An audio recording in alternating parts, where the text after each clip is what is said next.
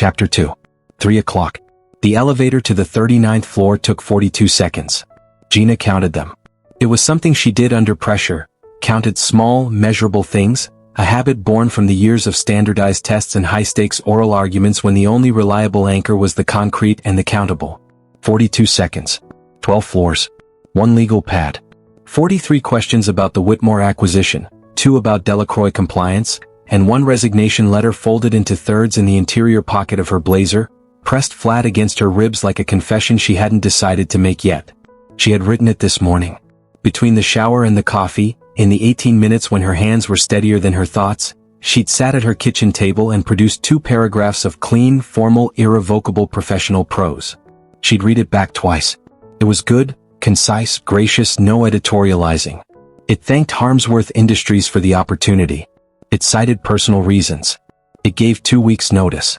It did not mention the hotel suite, the chandelier, the aspirin placed on the nightstand with the quiet thoughtfulness of someone who paid attention, or the fact that he'd known her name before she'd said it. She'd folded it, put it in her blazer, and told herself she would decide in the elevator. The elevator reached 39. She still hadn't decided.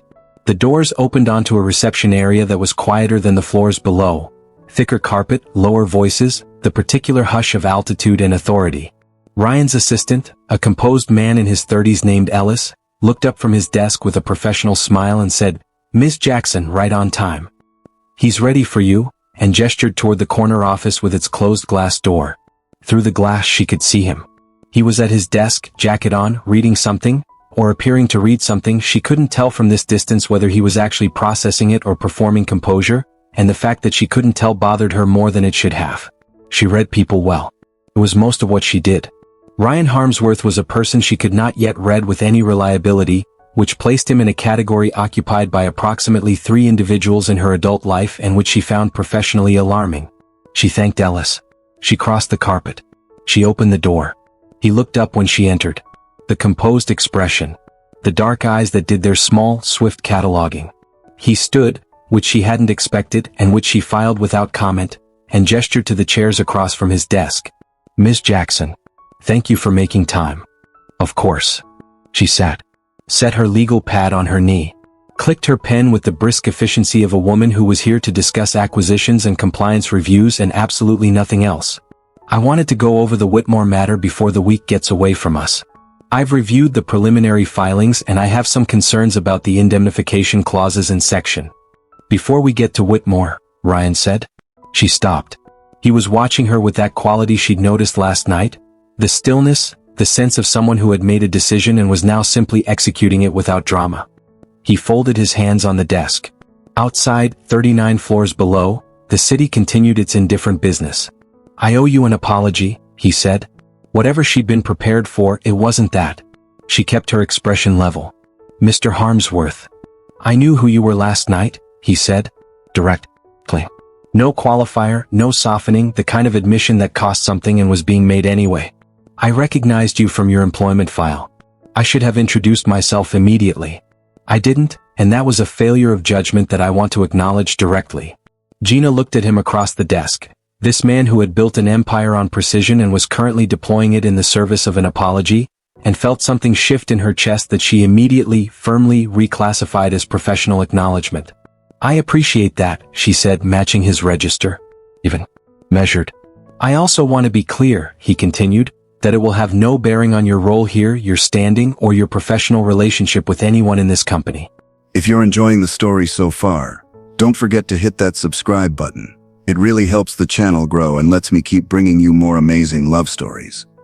Alright, back to the story. "What happened last night is not something I intend to reference, revisit, or allow to create any form of professional implication for you. You have my word on that." She held his gaze for a moment.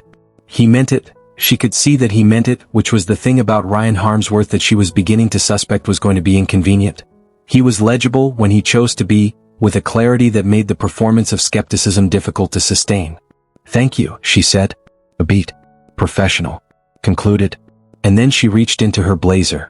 She placed the letter on his desk with the flat, deliberate precision of someone who had done something irrevocable and intended to see it through. The cream paper against the dark mahogany. 2 paragraphs. 2 weeks' notice. Personal reasons. Ryan looked at it. He didn't touch it. His expression didn't change in any way she could specifically identify, and yet something in the quality of his stillness shifted. A subtle recalibration, like a calculation being revised. The silence lasted 4 seconds, which felt considerably longer. "You're resigning?" he said. "Yes. On your first day. I'm aware of the timing." He looked up from the letter to her face. "Before you've completed a single matter. The letter includes 2 weeks' notice," she said. "I'll ensure full handover documentation on any files assigned during that period." "That's not what I'm asking about." "I know what you're asking about," Gina said, and her voice stayed even because she had been trained in rooms considerably more hostile than this one, by opponents considerably less restrained. "And my answer is that I believe this is the professionally appropriate course of action given the circumstances. I don't think it serves either of us or this company to pretend that last night has no bearing on the working relationship. I think a clean exit is better for everyone." "You think?" Ryan said carefully. "Yes. That the most professionally appropriate response to an awkward but entirely personal situation." "It wasn't," she started. "That happened before your employment commenced," he continued without raising his voice, "is to resign from a position you spent 7 years earning before 9 a.m. on your first day?" The framing was deliberate.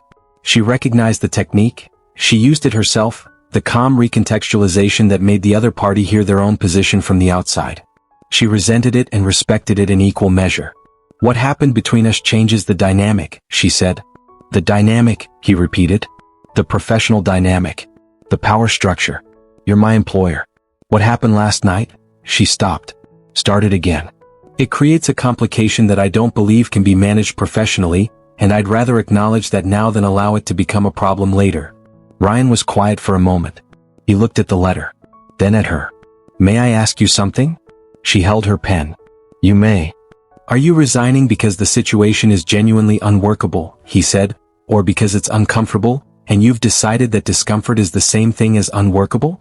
The question landed with the particular precision of something aimed carefully.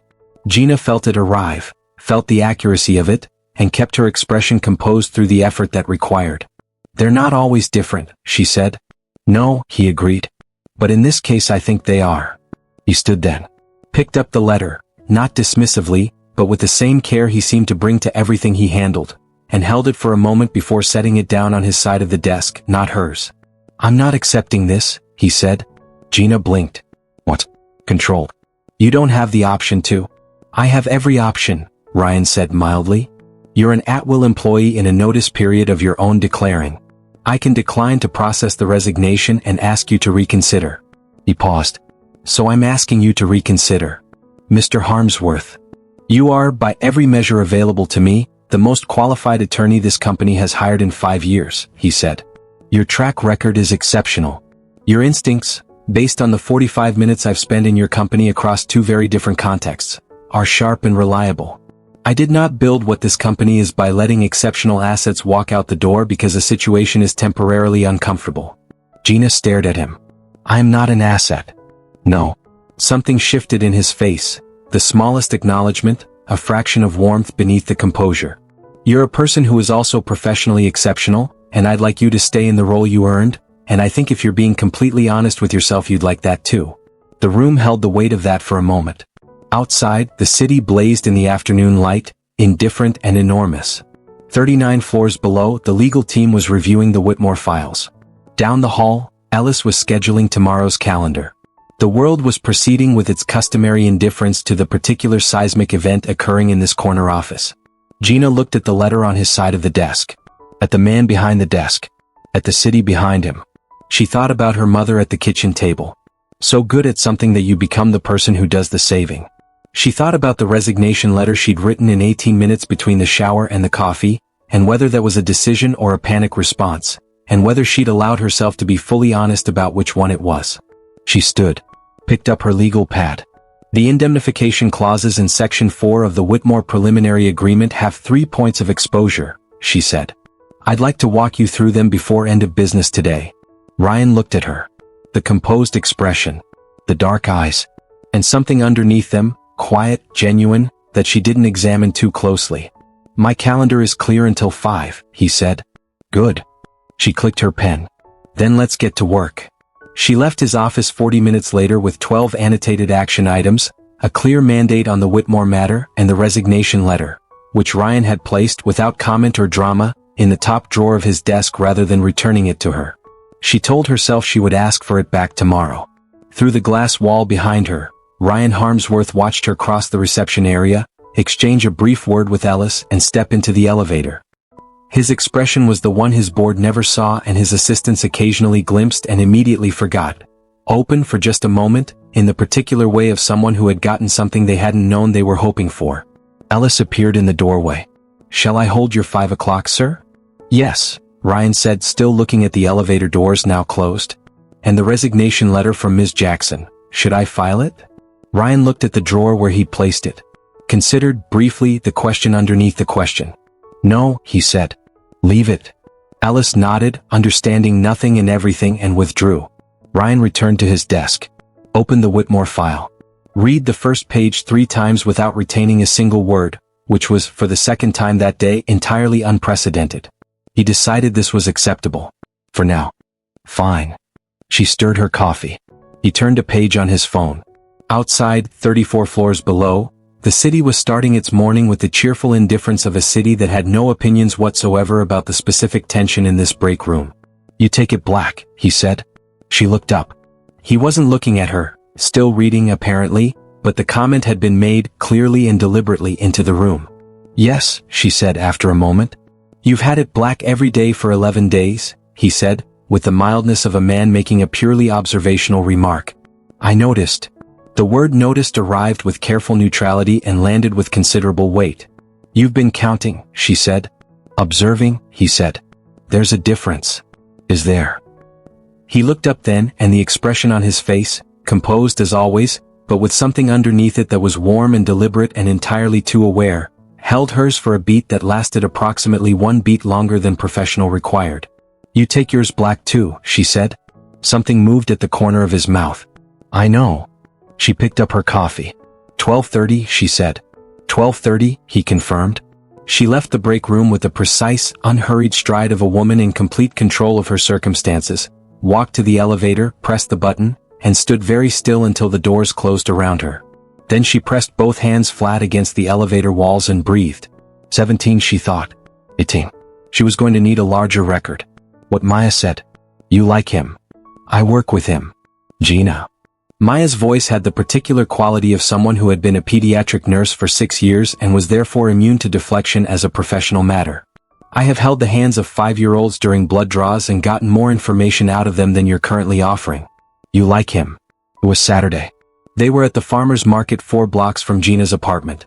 The one they went to most weekends when schedules allowed, the kind of market where the produce was excellent and the coffee was overpriced and the whole enterprise existed primarily as an excuse for extended conversation. Portia was ahead of them inspecting tomatoes with the focused intensity she usually reserved for client briefs. "He's my employer," Gina said.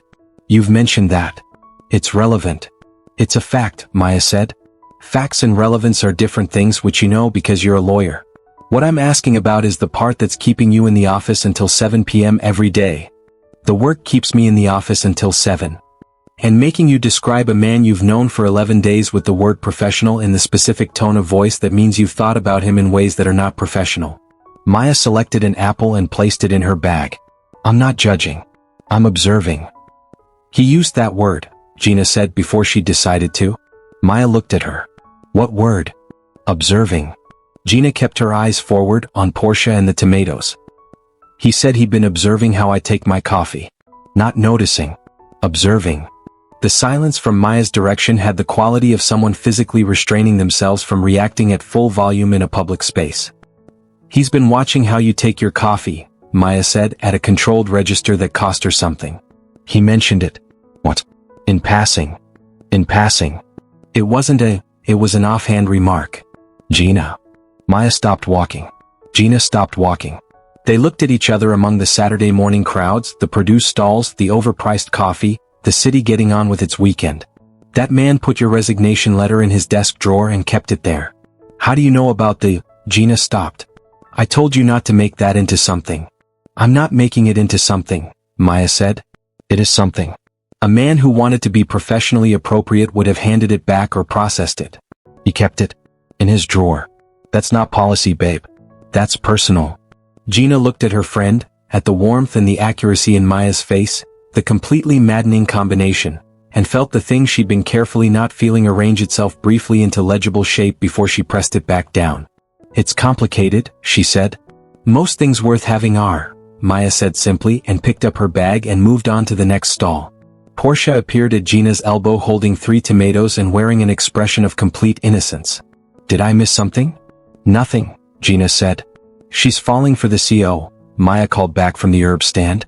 Obviously, Portia said. The late night. 3 weeks in. A Wednesday. 8:45 p.m. The Whitmore acquisition had hit a complication in the form of a competing bid that had materialized from a Luxembourg-based holding company with no visible connection to any party Gina could immediately identify, which meant the legal strategy required immediate and significant revision. She'd been in the 34th floor conference room since 4, had ordered takeout at 6:30, and had covered most of one wall with a whiteboard breakdown that was either brilliant or catastrophic, and she genuinely couldn't tell which yet. She heard the door open and didn't look up from the whiteboard. Dara, I need the Luxembourg registration documents from the server. Dara left at 6. She turned around. Ryan stood in the doorway of the conference room in his jacket, still immaculate somehow at 8:45, looking at the whiteboard with an expression of focused interest. His eyes moved across it systematically, left to right, the way he read everything, and she could see him processing it in real time, the swift analytical intake of a mind that worked the way hers did. You found the Luxembourg connection, he said. I found a Luxembourg connection, she said. I don't know yet what it connects to. The holding structure is deliberately layered. Someone put this together carefully. He stepped into the room. Came to stand beside her at the whiteboard. Not behind her, beside her, close enough that she was peripherally aware of him with an acuity that she found professionally inconvenient. He studied the structure she'd mapped. Third tier, he said, pointing to the upper right of the board. That entity. Run it against the Meridian Group subsidiary list. She looked at where he was pointing. Felt the click of something slotting into place. You think it's Caldwell? I think it's someone connected to Caldwell who doesn't want to be visible, he said. Which is more concerning than Caldwell himself. She turned to her laptop. Pulled the Meridian subsidiary list. Scanned it. Found the name in 40 seconds and felt the particular cold clarity of a legal mind encountering a problem that has just become considerably more complex. We have a problem, she said. We have a solvable problem, he said, and pulled out the chair beside her, not across the table beside her, and sat down. Walk me through what you have. She walked him through it. He listened the way he always listened, completely without interrupting, asking 2 questions at the end that were the 2 she'd have asked herself. They worked through it across the conference table, the whiteboard, and 4 additional pages of her legal pad, ordering the revised strategy around the new information with the interlocking efficiency of 2 minds that happened to approach problems in compatible ways. At 10:15, she sat back in her chair and looked at the rebuilt strategy mapped across her notes. That works, she said. Yes, he said. She looked sideways at him. He was reading through her notes, elbows on the table, and the overhead lighting made the whole scene more human than the 39th floor usually allowed. The loosened tie, the concentrated quiet, the half-empty coffee cup he'd appropriated from the conference room supply at some point in the last hour. You didn't have to stay, she said. I know, he said, still reading. It's past 10. I'm aware of that. I had it handled. He looked up at that. The expression was not quite a smile, the thing that was more restrained and more dangerous than a smile. I know you did, he said. That wasn't why I stayed. The statement landed in the room and occupied it completely. Gina looked at him. He looked at her. The conference room held them both in its late-night quiet, the city dark and glittering beyond the windows, the whiteboard full of their combined work, the space between their chairs occupying a dimension that had nothing to do with physical distance. She was the one who looked away first. The Meridian cross-reference needs to be filed by Friday, she said. I'll have Davis clear my Thursday morning, he said. You don't need to. Thursday morning, he said quietly. Final. She nodded. Gathered her notes. Stood and collected her things with the efficient composure of a woman who was managing the situation and intended to keep managing it all the way to the elevator and beyond. Good night, Mr. Harmsworth, she said. Good night, Ms. Jackson, he said. She walked to the door. Stopped, just for a second, with her hand on the frame, not looking back, just a pause, brief and involuntary, the kind the body made before the mind could prevent it. Then she walked out. Behind her, Ryan Harmsworth sat alone in the conference room with the whiteboard and the notes and the particular, unfamiliar feeling of a man who was losing a negotiation he hadn't entered intentionally and was not entirely sure he wanted to win. He sat with it for a moment. Examined it honestly, the way he examined everything that mattered. Then he picked up her forgotten pen from the table, her specific pen, the one she clicked when she was thinking, and placed it carefully in his jacket pocket. He would return it Thursday morning. He was aware that this was not, strictly speaking, about the pen.